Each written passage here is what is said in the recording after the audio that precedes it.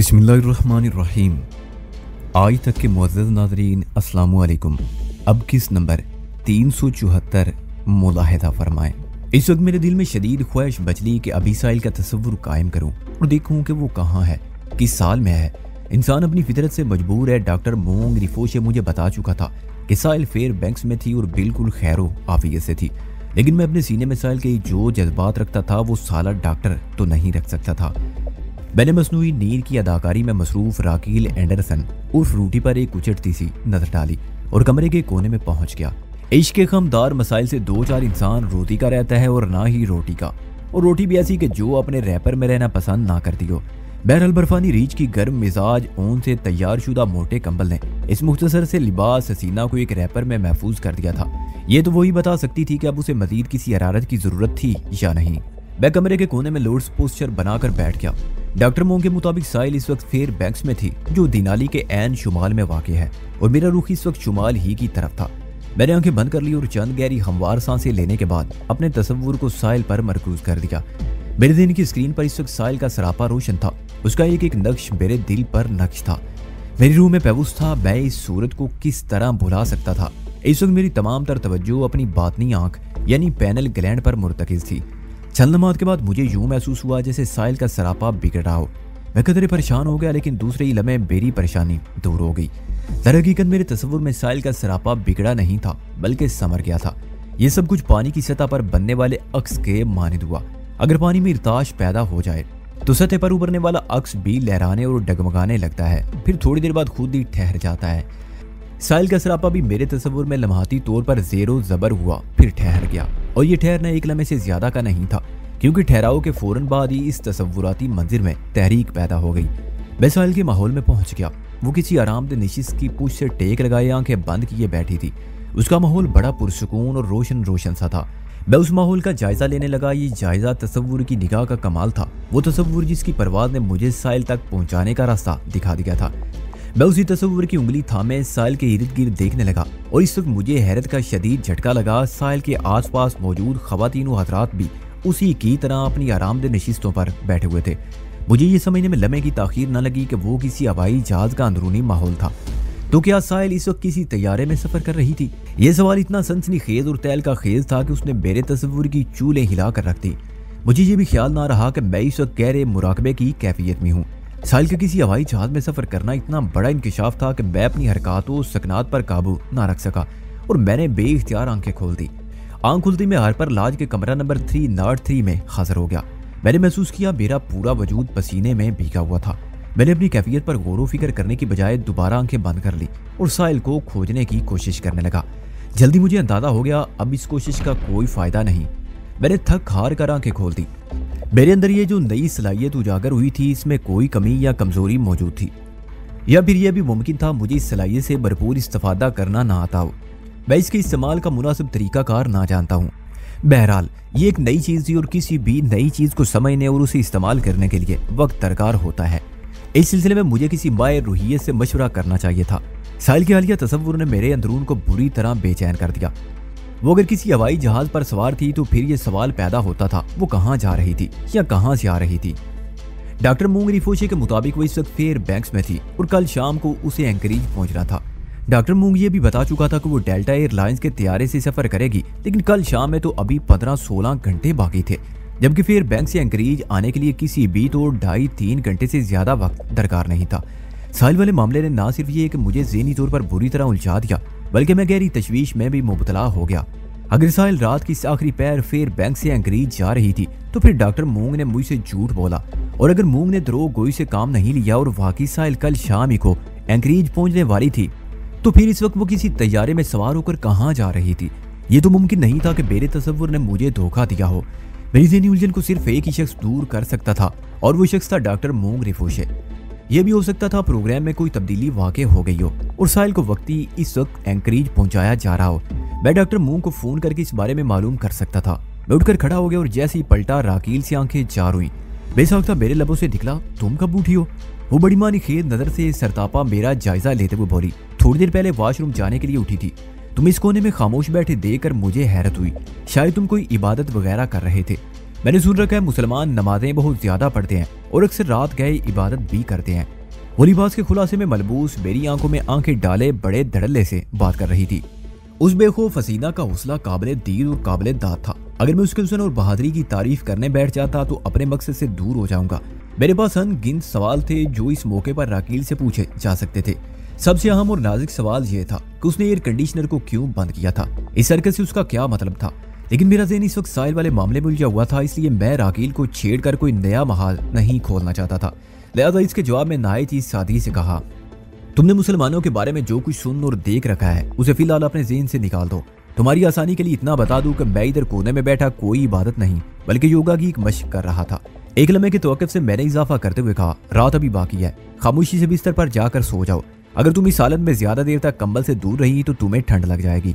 बात खत्म करते ही मैंने उसके वजूद पर चिस्पान लिबास के ट्रेलर की जानिब इशारा कर दिया।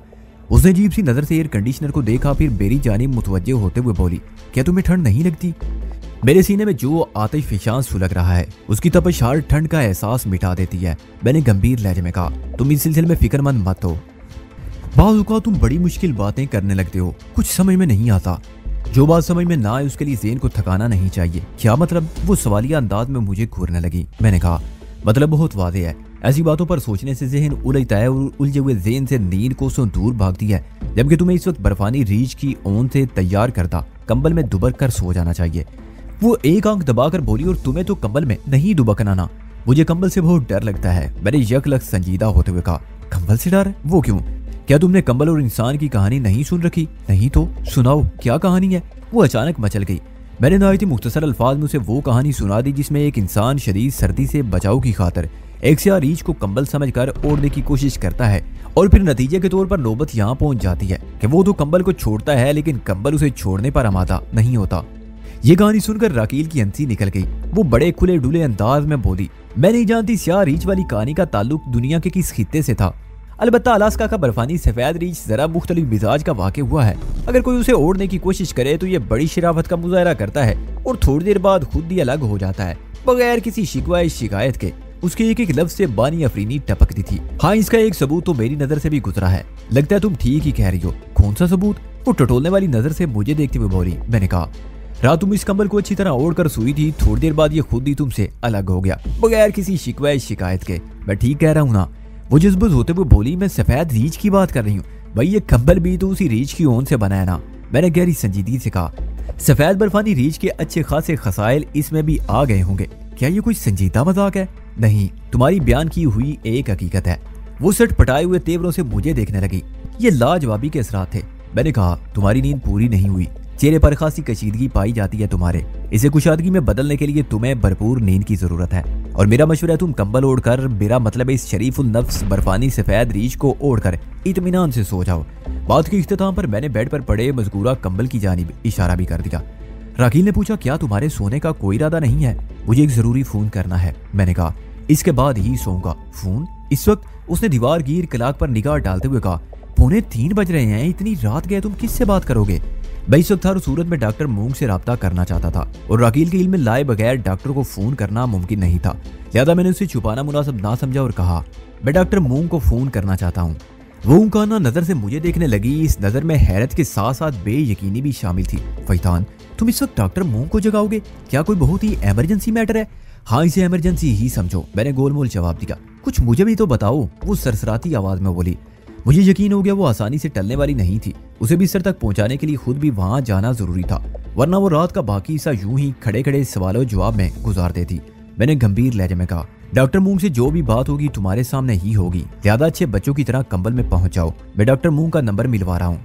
बात खत्म करते मैं बेड के उस किनारे की जानिब बढ़ गया जिधर छोटी सी साइड टेबल पर टेलीफोन सेट रखा था। जब तक मैं ऑपरेटर से डॉक्टर मूंग को मिलवाने के लिए कहता, राकील बेड के दूसरे किनारे पर सवार होकर कंबल ओढ़ चुकी थी। मुझे उम्मीद थी ऑपरेटर रात के आखिरी पैर डॉक्टर मूंग को डिस्टर्ब करने से रोकेगी, लेकिन ऐसा कुछ नहीं हुआ।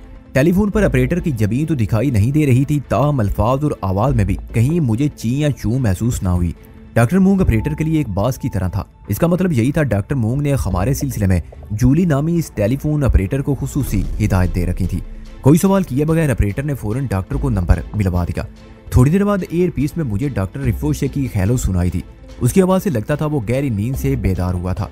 हेलो डॉक्टर, मैंने कहा। मैं डी सिल्वा बोल रहा हूँ, पहचाना मुझे? पहचान क्या? उसकी गंभीर आवाज मेरी समा से टकराई।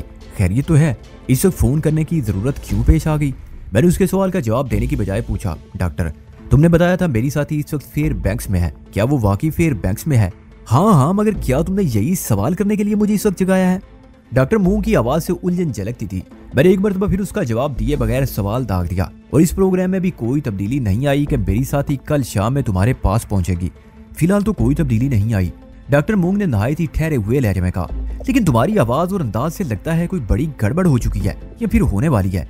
एक लम्हे के तवक्कुफ से उसने इजाफा करते हुए पूछा, मिस्टर डिसिल्वा आखिर बात क्या है, तुम इतने परेशान क्यों हो? मैंने कहा, मेरे ख्याल में मेरी साथी इस वक्त किसी हवाई जहाज में सफर कर रही है। क्या? ये क्या कह रहे हो डिसिल्वा? डॉक्टर मुंह के लहजे की बुखलाहट मख्फी ना रह सकी। मेरी साथी किसी तैयारे पर सवार है, मैंने जोर देकर अपने लफ्ज दोहराए। दूसरी तरफ चंद लम्हात के लिए खामोशी छा गई, फिर डॉक्टर मुंह की गंभीर आवाज उभरी, तुम किस बिना पर इतने यकीन से ये बात कह रहे हो? फिलहाल मैं उस बिना की वजाहत नहीं कर सकता, मैंने गहरी संजीदगी से कहा। तुम फेयर बैंक्स को फौरन चेक करो। तुम इतनी बड़ी बात कह रहे हो तो चेक करना ही पड़ेगा डिसिल्वा, वो तशवीशनाक लहजे में बोला। तुम फोन रख दो, मैं थोड़ी देर बाद तुमसे राब्ता करता हूँ। मैंने रिसीवर रखा तो राकील पंजे झाड़ कर मेरे पीछे पड़ गई। वो इस टेलीफोनिक गुफ्तगू को बड़ी वजाहत के साथ समझ गई थी। उसे टटोलने वाली नजर से मुझे देखते हुए मुतअद्दिद सवालात कर डाले, लेकिन मैंने उसके किसी भी अहम या गैर अहम सवाल का जवाब नहीं दिया और बड़े हतमी लहजे में कहा, डॉक्टर का फोन आने के बाद इस मामले पर बात करेंगे।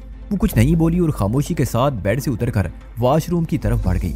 राकील की सदा पर मुझे कदरे ताज्जुब भी हुआ, लेकिन इस वक्त मेरा ज़हन साइल की गुत्थी से निबर्द आदमा था, लिहाजा मैंने राकील की सरकत का नोटिस नहीं लिया। डॉक्टर मूंग ने थोड़ी देर बाद फोन करने को कहा, लेकिन जब 10 मिनट से ज्यादा हो गए तो मेरी फिक्र में इजाफा हो गया। इस फिक्र में एक हैरत इस वक्त शामिल हो गई जब राकील वॉशरूम से बरामद हुई। पूरी तरह ड्रेसअप हो चुकी थी। यूं नजर आ रहा था जैसे वो इस वक्त कहीं बाहर जाने का इरादा रखती हो। मैंने चौंक कर उसे देखा और इससे पहले कि उस गैर मुतवक्के तैयारी के बारे में उससे कोई सवाल करता फोन की घंटी बज उठी। मैंने फौरन फोन अटेंड किया। दूसरी तरफ डॉक्टर मूंग रिफोशे था। उसने बड़े तशवीशनाक अंदाज में कहा, फिर बैंक्स में वाकई कोई गड़बड़ हो गई है। कैसी गड़बड़? इसका भी कुछ पता चला? किसी से राब्ता होता तो पता चले ना। डॉक्टर की थकी हुई आवाज बेरी समा से टकराई। फिर बैंक्स में मेरे जिन लोगों के पास धनों को रखा गया था वो सब खामोश है। उनमें से कोई एक भी फोन अटेंड नहीं कर रहा। ये तो मुमकिन नहीं वो जिंदा हो और फोन अटेंड ना करें। लगता है उन्हें खामोश करा दिया गया है, हमेशा हमेशा के लिए। इसे ये भी पाए सबूत को पहुंच गया कि ये सारी मारामारी साइल के उसूल के लिए की गई है, जो अब किसी तैयारे में सफर कर रही है। तुम दोपहर की ट्रेन पर लानत भेजो और सुबह मेरे पास चले आओ, वो इस जरारी लहजे में बोला। मैं उसी ड्राइवर को रेंटल कार के साथ तुम्हारे होटल भेज दूंगा जिसने तुम दोनों को ओल्ड क्रेल से दिनाली पहुंचाया था, वही मोटा गाची। बैंक के लिए जाने की बजाय सीधा फेयर बैंक्स क्यों ना चला जाऊं, मैंने कदरे तल्ख लहजे में कहा। फेयर बैंक्स की तरफ रुख करना फिलहाल मुमकिन नहीं है, वो समझाने वाले अंदाज में बोला, वरना मैं इसी वक्त तुम्हारे पास आ जाता और फिर हम दोनों एक साथ फेयर बैंक्स रवाना हो जाते।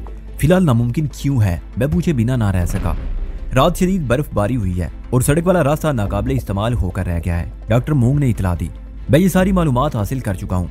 दिनाली से फेयर बैंक्स तक हाईवे 3 वैसे भी बर्फानी मौसम में खासी खतरनाक हो जाती है। क्या किसी खतरनाकी की खातिर हम कमरों में बंद बैठे रह जाएंगे? मेरे लहजे में खुद बखुद कड़वाहट खुल गई। तुम्हारा तो कुछ पता नहीं, लेकिन मैं इस मौके पर खामोश नहीं बैठ सकता। वो ठहरे हुए लहजे में बोला, तुम इस वक्त बहुत जज्बाती हो रहे हो। धनो जितनी तुम्हारे लिए अहम है उससे कहीं ज्यादा वो हमारे लिए अहम है। मैं एक और सबब भी फेयर बैंक्स का रुख करने से मना कर रहा हूँ। अब उधर जाने का कोई फायदा नहीं। तुम कहना क्या चाहते हो, थोड़ी वजाहत करो। वो बोला, अगर तुमने अपने जराए से पर्दा नहीं उठाया तब मैं फिर भी तुम्हारी बात की रोशनी में कहूंगा कि धनों के असूल के लिए फेयर बैंक्स की तरफ जाना बेसूद है। तुम्हारे दावे के मुताबिक वो इस वक्त किसी हवाई जहाज में सफर कर रही है। मैं एक बोझल और गहरी सांस लेकर रह गया। डॉक्टर मूंग रिफुश खासी माकूलियत की बात कर रहा था। मैंने एक लम्हे के लिए गौर किया तो पता चला मैं वाकई इस वक्त जज्बाती हो रहा था। मैंने नहायत ही ठहरे हुए लहजे में कहा, डॉक्टर मूंग ठीक है, मैं कल सुबह तुम्हारी तरफ से भेजी गई गाड़ी का इंतजार करूंगा। दैट्स गुड, वो गहरी संजीदगी से बोला। मैं रिसीवर रखकर राकील की जानिब मुड़ा। इस वक्त वो जूते पहन रही थी। उसकी ये हरकत मेरी समझ से बाहर थी। रात के 3:15 बजे वो पता नहीं कहाँ जाने की ठाने बैठी थी। मुझसे नजर मिली तो मैंने पूछा, राकील कहाँ जाने की तैयारी है? उसने एक भरपूर निगाह मुझ पर डाली और बोली, नहीं जाऊं? ये मेरे सवाल का जवाब तो नहीं। अच्छा ठीक है, तुम कहते हो तो नहीं जाती। बात खत्म करते उसने शूज उतारना शुरू कर दिया।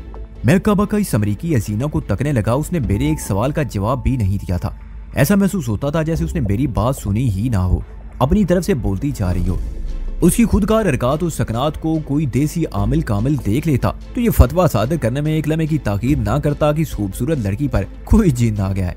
इस फतवे के साथ ही वो ये पेशकश भी कर देता कि वो इस खतरनाक जिन को भगाने के लिए अपनी जान को खतरे में डालने को तैयार है। राकील ने सिर्फ शूज उतारने पर इक्तफा नहीं किया और देखते ही देखते वो अपने पहली वारी हालत में आ गई। फिर उसने किंग साइज बेड पर सवार होकर सफेद बर्फानी रीछ को ओढ़ दिया। मैंने कहा, अब चुपचाप इस कंबल में दुबकी रहना, मुझे एक जरूरी फोन करना है। फिर एक जरूरी फोन? वो सवालिया नजर से मुझे तकने लगी। मैंने कहा ना, चुपचाप। मैंने तंबी अंदाज में उसे देखा। वो खामोश हो गई। इन लम्हात में वो बड़ी फर्मा बरदारी का सबूत दे रही थी। मैंने होटल की ऑपरेटर को कॉल की और पूछा, जूली, क्या मुझे ओवरसीज नंबर मिल सकता है? ऑफ कोर्स, आप नंबर बताएं। ऑपरेटर के लहजे में एक मखसूस एहतराम शामिल था और ये सब डॉक्टर मूंग की मेहरबानी से था। वैसे भी यूरोप और अमेरिका के महंगे होटल का स्टाफ बहुत तालीम याफ्ता और मुहज़्ज़ब होता है। मैंने जूली को सदफ का नंबर नोट करवाया। सदफ की तरफ से मेरा दिल बहुत बेचैन था। जब से रबी मोशी हाइमन ने मुझे बताया था आजकल नकली वजदान सदफ के साथ है और वो उसे असली वजदान समझ रही है, मैं परेशान होकर रह गया था। पता नहीं वो फितना परवर क्या क्या गुल अफशानियां कर रहा होगा। पहले वो मेरा मददगार बना हुआ था, लेकिन अब बिदक गया था और अगर किसी बदी की कुव्वत के हत्थे चढ़ गया था तो फिर सदफ को उससे दूर रहना चाहिए था। अगरचे रबी मोशी हाइमन ने मुझे यकीन दिलाया था कि वो बहुत जल्द सदफ को मेरे पास पहुंचा देगा और उसके साथ ही वो नकली वजदान का भी कोई बंदोबस्त करेगा, लेकिन मैं अपने तौर पर भी सदफ को इस खतरे से आगाह करना चाहता था। ऑपरेटर ने लाइन थ्रू की तो एयर पेस में मुझे अग्नस की आवाज सुनाई दी। मैंने कहा, सदफ को बुलाओ, मैं वजदान बात कर रहा हूँ। अच्छा जी, अभी बुलाती हूँ, वो अपने मखसूस अंदाज में बोली और मुझे होल्ड पर डाल दिया। अग्नस सदफ की घरेलू मुलाजमा थी, मैं उसे एक मरतबा मिल चुका था। सांवली सलूनी इस क्रिश्चियन लड़की के खतूत में बेपनाह कशिश थी। उसके बातूनी पन ने इस सलाहियत को और भी उभार दिया था। वो एक ऐसी लड़की थी जिससे ख्वाह मुखा बात करने को जी मचलता था। सदफ लाइन पर आई और उलझन ज़दा लहजे में बोली, हेलो वजदान, तुमने तो कहा था आज फोन नहीं करोगे, खैरियत तो है? उसकी बात सुनकर मुझे एक झटका सा लगा। वो यकीनन नकली वजदान का हवाला दे रही थी। मैंने गंभीर अंदाज में कहा, सदफ खैरियत नहीं है, मेरी बात गौर से सुनो। मैं इससे कोई लंबी चौड़ी गुफ्तगू नहीं कर सकता क्योंकि ये एक लॉन्ग डिस्टेंस और ओवरसीज कॉल है। सुनने और याद रखने की बात सिर्फ ये है कि तुम नकली वजदान के फरेब में आ गई हो। उससे बचने की कोशिश करो। मैं इस वक्त तुमसे हजारों मील के फासले पर अपने दुश्मनों से निमट रहा हूँ। उसके लहजे में ईजान उतर आया। वजदान, वो लरदीदा आवाज में बोली, क्या तुम कोई मजाक कर रहे हो? मजाक नहीं बल्कि एक हकीकत तुम पर खोल रहा हूँ। नकली वजदान के चक्कर में ना आना, वो अब हमारा खुला दुश्मन है। मैं उसकी चाल को समझ रहा हूँ। वो तुम्हारे जरिए मुझे कमजोर बनाने की कोशिश कर रहा है। मैं एक लम्हे को मुतवक्किफ हुआ, फिर कहा, वो बहरूपिया नकली वजदान इस वक्त बदी की कुव्वतों के चुंगल में है। तुमने उसकी फितना अंगेजियां तो देखी हैं। मैं एक मरतबा फिर तुम्हें वार्न करता हूँ कि उस बदमाश के किसी फरेब में ना आना। लेकिन मैं कैसे यकीन कर लूँ तुम असली वजदान हो? वो मुतज़ब्ज़ब लहजे में बोली। उसके सवाल से मेरे दिल पर गुस्सा सा लगा। वो जिस किस्म की सूरत हालात से दो चार थी, उसमें ये सवाल करना उसका हक बनता था। वो असली और नकली के चक्कर में फंस कर रह गई थी। मैंने कहा, मैं तुम्हें यकीन दिलाने के लिए फिलहाल इतना कर सकता हूँ कि तुम्हें यहाँ का फोन नंबर दे दूं ताकि तुम रिंग बैक करके मेरी बात की तस्दीक कर सकती हो। मैंने मजीद कहा, मुझे उरसाइल को बड़ी मजबूरी की हालत में पाकिस्तान से बहुत दूर 7 समंदर पार पहुंचा दिया गया है। तुम इस वक्त कहाँ से बात कर रहे हो? सदफ ने पूछा। अलास्का से। मैंने कहा, हो माय गॉड, वो इस्तेजाबिया लहजे में बोली। उस बर्फ खाने में तो इस वक्त हर तरफ बर्फ ही बर्फ नजर आ रही होगी। इंसान सांस ले तो उसकी सांस भी जम जाए। तुम बिल्कुल ठीक कह रही हो सदफ, मैंने ताईदी अंदाज में कहा। लेकिन मैं इस वक्त लग्जरी होटल के हरारत बख्श कमरे में हूँ जहाँ रात का आखिरी पहर गुजर रहा है। मेरे कमरे का वाल क्लॉक 3:30 का वक्त बता रहा है। यहाँ शाम के 6:30 बज रहे हैं। सदफ ने कहा, पाकिस्तान का वक्त अलास्का के वक्त से 15 घंटे आगे है। मैंने सदफ से कहा, कैसा अजीब जिग्राफियाई हिसाब किताब है कि जो दिन यहाँ अभी शुरू नहीं हुआ वहाँ पाकिस्तान में उसी दिन की शाम हो चुकी है। बहरहाल तुम मेरा नंबर नोट करो। एक लम्हे की तवक्कुफ से मैंने हार्पर लॉज होटल का नंबर दोहराया। 00 और कंट्री कोड के मसाइल से निमटने के बाद तुम इस नंबर पर मुझसे राब्ता बल्कि मेरी बात की तस्दीक कर सकती हो। 907-683-2282। इसमें 907 अलास्का का और 683 दिनाली का मखसूस कोड था। फिर मैंने इजाफा करते हुए कहा, इस नंबर पर मैं 5-6 घंटे से ज्यादा नहीं हूँ। अच्छा, खुदा हाफिज। और उस नकली वजदान से दूर रहने की कोशिश करो वरना बहुत पछताओगी। Wish you good luck. मैंने फोन बंद कर दिया। राकील इसी दौरान में यकटक मुझे देखे जा रही थी। मैं फारिग हुआ तो वो बोल उठी, ये क्या नया चक्कर है नकली वजदान और असली वजदान का? ये चक्कर नया नहीं बल्कि खासा पुराना हो चुका है। मैंने कहा, मेरे साथ रहोगी तो आहिस्ता आहिस्ता समझ में आ जाएगा। ठीक 5 मिनट बाद सदफ की कॉल आ गई। मुझसे बात हुई तो उसने ईजानी लहजे में कहा, वजदान तुम बहुत ग्रेट हो, पर वक्त मुझे एक बड़े खतरे से आगाह कर दिया। यकीन जानो मैं उस बैरूपिया ही को असली वजदान समझ रही थी। तुम्हारी बातों से लगता है तुम्हें मेरी बात की सच्चाई का यकीन आ गया है। मैंने कहा, अल्लाह का शुक्र है तुमने बिल्कुल दुरुस्त वक्त पर मुझे खबरदार कर दिया। वो ममनूनियत भरे लहजे में बोली, पता नहीं वो मनूस मुझे क्या क्या चक्कर देता अब मैं उसकी तरफ से बहुत मोहतात रहूंगी और बड़ी हिकमत अमली से आहिस्ता आहिस्ता उससे पीछा छुड़ा लूंगी। उससे बासानी पीछा छुड़ाने का एक गुर भी है। मैंने कुछ सोचते हुए कहा, हाँ बताओ, मैं तुम्हारी बात पर अमल करूंगी। मैंने बताया, तुम्हारे MBBS के फाइनल इम्तिहानात होने वाले हैं। नकली वैदान से कहो वो तुम्हें पेपर आउट करके दे दे। तुम उससे ये बात फरमाइश के अंदाज में कहना और जोर देना कि वो अपने ताल्लुकात को इस्तेमाल करके तुम्हारे ये छोटा सा काम कर दे। देख लेना वो चंद घंटों के अंदर अंदर ये तुम्हारा काम कर दिखलाएगा। उस बैरूपिये की समझ से तुम पर वादे हो जाएगा कि वो मैं नहीं हूँ, क्योंकि मैंने हमेशा तुम्हें बेनत सख्त बेनत की तलकीन की है। मैं पर्चा जात को आउट करने वाली हमाकत कभी नहीं कर सकता। मैं एक लम्हे को मुतवक्किफ हुआ, फिर बात को आगे बढ़ाते हुए कहा, और जैसी वो शैतान पर्चा जात तुम्हारे हवाले करे, तुम बड़े खुले अल्फाज में उससे कह सकती हो कि वो तुम्हारा वैदान नहीं, बल्कि वैदान की खाल में छुपा हुआ वो बैरूपिया है जिसे चंद रोज पहले वैदान ने बुरी तरह झिड़क कर भगा दिया था। अपनी असलियत का इंकिशाफ होते ही वो तुम्हारा पीछा छोड़ देगा। ये बिल्कुल ऐसा हो जाएगा जैसे ला हौला वला कुव्वता पढ़ने से शैतान 9-2-11 हो जाता है। ये हुई ना बात, एक तीर से 2 शिकार करने वाली। सद्दफ ने खुश होकर कहा, फिर कदरे गंभीर लहजे में बोली, वैदान अपना राज खुल जाने के बाद वो कहीं कोई इंतकामी कार्रवाई तो नहीं करेगा? मैंने पुरसोच अंदाज में कहा, बजाय तो इसका इम्कान नजर नहीं आता, और बिलफर्ज अगर वो कोई पर पुर्जे निकालने की कोशिश भी करता है तो क्या तुम उससे डरती हो? मेरी डरती है जूती, वो बेसाख्ता बोली। मैंने कहा, बस तो फिर ठीक है, तुम आंखें और दिमाग खुला रखकर हालात के सामने डटी रहो। मुझे उम्मीद है वो अपना भांडा फूट जाने के बाद खुद ही तुमसे कनी काटने लगेगा। वैसे उसे खेलने के लिए यहूदियों को एक जय्यद रब्बी भी हाथ पांव मार रहा है। मुझे उम्मीद है बहुत जल्द उस नकली वैदान से तुम्हारी जान छूट जाएगी। तुम अमेरिका पहुंचकर ये किस किस्म की मसरूफियात में पड़ गए हो? वो लजकर बोली। फुर्सत में तफसील से बताऊंगा, मैंने गोल मोल जवाब दिया। इसका मतलब है अभी फुर्सत नहीं, वो मानी खेज लहजे में बोली। क्या उस होटल में तुम अकेले ही ठहरे हुए हो? नहीं, मेरे अलावा और भी बहुत से लोग इस होटल में क्याम पसीर हैं। मैं पूरे होटल की नहीं, सिर्फ तुम्हारे कमरे की बात कर रही हूँ। वो एक एक लफ्ज पर दबाव डालते हुए बोली। मैंने कहा, हार्पर लॉज के कमरा नंबर 303 में इस वक्त मेरे साथ एक अमरीकी हसीना राकील भी मौजूद है और वो गहरी नींद में है। मैंने दानिस्ता थोड़ा सा झूठ बोला, ये मसलत अंदेशी का तकाजा भी था। राकील का शुमार दुश्मनों में नहीं होता था, बस या और कुछ। उसने चौंक कर पूछा, साहिल कैसी है? ये एक फितरी सवाल था जो उसने खासी देर के बाद किया था। मैं और सद्दफ ने मिलकर खासे दिनों तक साहिल की तलाश में सर पटका था। मैंने कहा, वो खैरियत से है। क्या तुम्हारी उससे मुलाकात हुई? होने वाली है, तुम दुआ करना। मैंने बगैर सोचे समझे कह दिया, इंशाअल्लाह जरूर। वो तय दिल से बोली। फिर कहा, वैदान हम अपने दरमियान कोई कोड वर्ड मुकर्रर कर लेते हैं ताकि नकली वैदान से धोखे का अंदेशा ना रहे। आइडिया अच्छा है, मैंने सराहने वाले अंदाज में कहा। फिर कुछ सोचते हुए इजाफा किया, सद्दफ हमारा जब भी सामना होगा तुम कहना हासांग पार्क, उसके जवाब में मैं कहूंगा पाइप में पना। कहो ये कोड वर्ड ठीक है? यहाँ के बाद मैंने दानिस्ता जुमला अधूरा छोड़ दिया। वो जल्दी से बोली, ठीक है ठीक है। इस कोड वर्ड में बड़ा रोमांस है। सद्दफ की आवाज में मौजूद एक खास किस्म की जोशीली तरंग को मैंने फौरन महसूस कर लिया। हासांग पार्क और पाइप में पनाह के जिक्र पर उसके ज़हन में वो वाकया ताज़ा हो गया जब हम दोनों अपने दुश्मन के आदमियों से छुपते छुपाते मजकूरा पार्क में दाखिल हुए थे और एक अधूरे स्लाइडिंग पाइप में पनाह लेने पर मजबूर हो गए थे। हमने एक दूसरे की कुर्बत में वो चंद लम्हात बड़े रोमान परवर अंदाज में गुजारे थे। 2-4 रस्मी बातों के बाद हमारे दरमियान टेलीफोनिक राब्ता मौकूफ हो गया।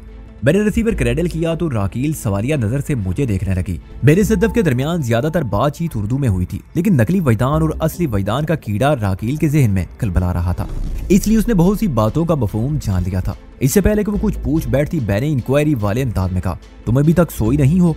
ये सद्दफ कौन है? तुमने पाकिस्तान में किसी को फोन किया है ना? हाँ, सद्दफ पाकिस्तान के सबसे बड़े शहर कराची में रहती है, मैंने जान छुड़ाने वाले अंदाज में कहा, और ये मेरी कजन है। राकील ने पूछा, क्या तुम्हारे अलावा कोई और वैदान भी है जो तुम्हारी उस कजन को परेशान कर रहा है? तुम इन चक्रों में ना पड़ो, आराम से सो जाओ, मैंने कदरे चिल्लाए हुए लहजे में कहा। मुझे नींद नहीं आ रही, तुम ही किसी तरह सुला दो। वो गहरी संजीदगी से बोली, बड़े जादूगर बनते हो ना। ठीक है, मैं तुम्हें सुलाता हूँ, मैंने भी उसी संजीदगी से कहा, लेकिन एक शर्त है। कैसी शर्त? उसकी खुमार आलून दिली आंखों में एक चमक सी उभर आई। मैं चलने में खामोशी से उसकी गहरी आंखों में झांकता रहा। राकील की इस बात में जर्रा बराबर भी हकीकत नहीं थी कि उसे नींद नहीं आ रही थी। उसकी आंखों में नींद के उमड़ते हुए बादल वादे नजर आ रहे थे। वो मैद मुझे तंग करने के लिए इस किस्म की अटकेलियां कर रही थी। मैंने ठहरे हुए लहजे में कहा, शर्त सिर्फ इतनी सी है कि सोने के बाद तुम एयर कंडीशनर को ऑफ नहीं करोगी। एयर कंडीशनर को ऑफ? उसने शरारत अमेज नजर से मुझे देखा। उसका जुमला मुकम्मल होने से पहले ही मैंने उसकी गोयाई को ला कर दिया। शायद वो ये पूछना चाहती थी कि क्या मतलब है तुम्हारा, लेकिन मतलब से आगे वो नहीं बढ़ सकी। उसका मतलब पूरा हो गया था। उस रात देर से सोए थे, इसलिए दूसरी सुबह देर से आंख खुली। मैंने बेदार होने के बाद एक तवील बख्श अंगड़ाई ली और गर्दन मोड़कर राकील की जानिब देखा। वो सूदगी भरी नींद सो रही थी। मैंने उसे सोता छोड़ा और वॉशरूम में घुस गया। नाश्ते से पहले पी यांग हमारे कमरे में चली आई। इसी दौरान में राकील भी फ्रेश हो चुकी थी। वो बड़ी निखरी नजर आ रही थी। पी यांग ने एक ब्यूटी बक्स टाइप शेयर राकील की जानिब बढ़ाते हुए कहा, इसमें मेकअप की मुकम्मल रेंज मौजूद है जो तुम दोनों की जरूरियात के लिए काफी होंगी। नाश्ते के बाद तुम वाकईतन डिसिल्वा और गार्सिया बन जाना। मैंने पी यांग से कहा, तुम्हें हमारे प्रोग्राम की तब्दीली के बारे में तो मालूम हो गया होगा। हाँ, उसने इस बात में सर हिलाया। डॉक्टर मूंग से थोड़ी देर पहले मेरी बात हुई है। तुम दोनों को ले जाने वाली गाड़ी जैसे यहाँ पहुंचती है मैं तुम्हें बता दूंगी। राकील ने कहा, नाश्ता हम अपने कमरे ही में करेंगे। ठीक है, मैं रूम सर्विस से कह देती हूँ, उसने कहा। फिर पूछा, ऑर्डर के बारे में कुछ बता दो। राकील खटाखट उसे नाश्ते का ऑर्डर लिखवाने लगी। मेरे हिसाब से वो कम से कम 4 अफराद का नाश्ता था। मैंने राकील को टोकना मुनासिब ना समझा। जब पी यांग हमारे कमरे से रुखसत हुई तो मैंने कहा, क्या तुमने किसी और को भी नाश्ते पर मदऊ कर लिया है? क्यों, क्या हो गया? वो चह कर बोली। उसके चहकने में एक खास किस्म की इटलाहट थी। मैंने कहा, हम सिर्फ 2 अफराद हैं और तुमने हमारी जरूरियात से दुगना नाश्ता मंगवा लिया है। उसकी चहकार में कदरे इजाफा हो गया। बड़े वलवला अंगेज अंदाज में वो बोली, फैतान, सच्ची बात यह है कि मुझे शदीद किस्म की भूख लग रही है। मेरे में कुछ इस तरह की लहरें पैदा हो रही हैं जैसे पिछले 2-3 दिन से मैंने कुछ खाया ही ना हो। हैरत की बात है। मैंने कहा, हालांकि रात तुमने अच्छा खासा डट कर डिनर किया था। शायद मैंने तुम्हें अपनी सादत के बारे में नहीं बताया कि आम लोगों की बनिस्बतन मुझे ज्यादा भूख लगती है। वो अपने पेट पर हाथ फेरते हुए बोली, शायद नहीं बल्कि यकीनन तुमने मुझे अपनी सादत के बारे में पहले कुछ नहीं बताया। मैंने पुरसोच अंदाज में कहा, मैं तो तुम्हारी सादत का सुनकर गहरी तशवीश में मुब्तला हो गया हूँ। मेरी संजीदगी को देखते उसने अपने पेट पर हाथ घुमाना बंद कर दिया और पूछा, तुम्हें क्या तशवीश हो रही है? भाई, मैंने अपनी पूरी जिंदगी में कहीं देखा है और ना सुना है कि किसी रोटी को भी शदीद किस्म की भूख लगती है। मैंने उसकी आंखों में देखते हुए कहा। अचानक उसकी हंसी छूट गई और वो बड़े फराख दिलाना अंदाज में कह के लगाने लगी। फिर रुक कर गहरी संजीदगी से बोली, फैतान, मैं बड़ी अजीबो गरीब रोटी हूँ। भूख मुझसे बर्दाश्त नहीं होती। लिहाजा वो एक लम्हे को रुकी, फिर फैसला कुंद अंदाज में बोली, लिहाजा नाश्ते के ऑर्डर में कोई कमी नहीं हो सकती। मैं तुम्हें सारी प्लेटें साफ करके दिखाऊंगी, देखूंगा। उसके दावे के जवाब में मैं सिर्फ इतना ही कह सका। 350 कार रेंटल कार ड्राइव मोटा गाची लगभग 11 बजे हमें लेने आ गया। लगता था उसने कार रेंटल कंपनी में नौकरी बहस दुनियावी दिखावे के लिए कर रखी है, वरना दर हकीकत वो डॉक्टर मूंग के लिए किसी चिरागी जिन जैसी हैसियत रखता है जो उसके अहकाम की तामील के लिए इधर उधर नाचता फिरता है। हम होटल से रवाना हुए तो हाईवे 3 पर आते ही अंदाजा हो गया कि रात अच्छी खासी बर्फबारी हुई थी। चुनाचे जिस रफ्तार से गाची ने हमें ओल्ड करेल से दिनाली पहुंचाया था उसे बरकरार रखना मुमकिनात में से नहीं था। गाड़ी का इंजन ताकतवर था, ताहम गाची 20 से ज्यादा रफ्तार बढ़ाने का रिस्क नहीं ले रहा था। खुदा करके हम शाम से थोड़ी देर पहले एंकरेज पहुंच गए। करी और चीज के बाद रास्ता कदरे आसान हो गया, इसलिए भी ड्राइविंग की मुश्किलात में कमी आ गई और गाची ने चीज से एंकरेज के दरमियानी टुकड़े में रफ्तार को 20 से 30 तक पहुंचा दिया था।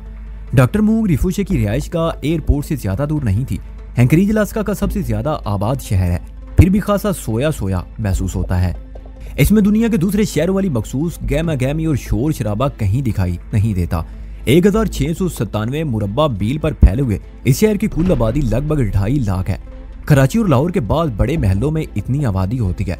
फिर तनासुब भी तो देखें, 1500 मुरब्बा मील से भी ज्यादा रकबा और इस कदर कम आबादी। इस निस्बत तनासुब के अलावा मौसम की शिद्दत ने भी लोगों को घरों के अंदर बंद कर रखा था। डॉक्टर मूंग ने बड़ी गर्मजोशी से मुआनका किया और फौरन मुझे अपनी रिहाइश गाह के एक मखसूस कमरे में ले गया। डॉक्टर मूंग बड़ी तासर अंगेज शख्सियत का मालिक था। उसने सामने से अपना आधा सर मुंडा रखा था, पिछले निस हिस्से पर बाल मौजूद थे और बड़ी शान से मौजूद थे। बालों की तवालत के पेश नजर डॉक्टर मूंग ने औरतों की तरह बाकायदा उन्हें एक चोटी की शक्ल दे रखी थी। लिबास के नाम पर उसने तंग पांचों वाला पाजामा पहन रखा था जिसके ऊपर कुर्ता नुमा कोई शय थी। इस कुर्ते की आस्तीनें हद से ज्यादा कुशादा थी। इस खुले डुले कुर्ते के नीचे डॉक्टर मूंग ने और क्या कुछ पहन रखा था मैं इसके बारे में कुछ नहीं जानता था। बहरहाल उसका लिबादा जिस भी तराश खराश और डिजाइन का हो वो एक उम्दा और कीमती कपड़े से तैयार किया गया था। डॉक्टर मूंग के चेहरे पर एक मुस्तकिल संजीदगी पाई जाती थी जिसमें खफीफ मुस्कुराहट की झलक भी नजर आती थी। वो बोलता था तो लगता था जैसे तासर का कोई दरिया बह रहा हो। बेशक तो उसके लिए दिल में अदब व एहतराम के जज्बात उभरने लगते थे। मैंने उसके बारे में जो तस्वुर कायम किया वो बिल्कुल दुरुस्त था। उसकी शख्सियत में तस्खीर की खासियत मौजूद थी। हम इस वक्त जिस कमरे में बैठे थे वो नहायत ही मुख्तसर था, यानी इतना मुख्तसर कि उसमें छोटी सी मेज के गिर्द सिर्फ 2 कुर्सियां रखी हुई थी, जिनमें से एक पर मैं और दूसरी पर डॉक्टर मूंग बराजमान था। मेज पर 2 नन्ही मुन्नी प्यालियों के साथ एक कैतली रखी हुई थी। मजकूरा कैतली में खुशबूदार कहवा भरा हुआ था। डॉक्टर मूंग उस बेहद लजीज कहवे से मेरी इब्तदाई तवाज़े कर रहा था। राकील का वहां पहुंचते ही मुझसे अलग कर दिया गया था। साहिल के हवाले से इस वक्त मेरे दिल में एक तूफान सा मचल रहा था। मैं तवक्को कर रहा था कि डॉक्टर मूंग मुलाकात पर सबसे पहले उसी का जिक्र करेगा, लेकिन वो शाओलिन टेम्पल और वहाँ की तरबियत का मौजू ले बैठा। डॉक्टर मूंग ने 25-26 साल पहले उस अजीम तरबियत का में ट्रेनिंग हासिल की थी और फारिगल तहसील होने के बाद अब अमली जिंदगी गुजार रहा था। उसने अपने बाद ऐसे असातिज़ा के नाम भी लिए जिनसे मुझे भी कुछ न कुछ सीखने का मौका मिला। अगरचे बीते दिनों को याद करना एक दिलचस्प मसरूफियत है, लेकिन इस वक्त ये जिक्र मुझे बुरा लग रहा था। चुनाचे मैंने कह ही दिया, डॉक्टर मूंग, शाओलिन टेम्पल पर हम बाद में भी बातें कर सकते हैं। तुम मुझे साहिल के बारे में कुछ बताओ, उसका कुछ सुराग मिला या नहीं? वो अपने होंठों पर बड़ी संजीदा मुस्कुराहट बखेरते हुए बोला, फैतान, मैं काफी देर से तुम्हारी बेचैनी को महसूस कर रहा हूँ।